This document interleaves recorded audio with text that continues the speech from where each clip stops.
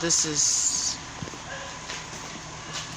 the dry mixer. That's the dry mixer. This is the wet mixer. Okay. And this is the extruder, and this is the dryer.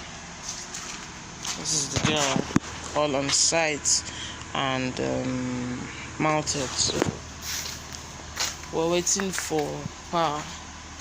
As soon as we get 3 phases on, and we can test. Of course, this is what our control box looks like.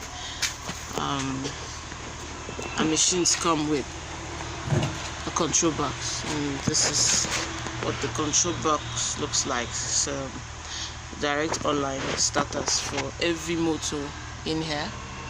So that's a direct online starter for all our motors, and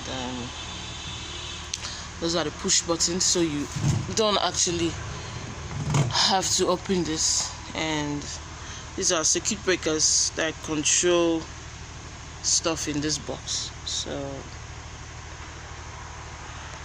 you can see them. So we're just waiting for 1 phase, and that's all.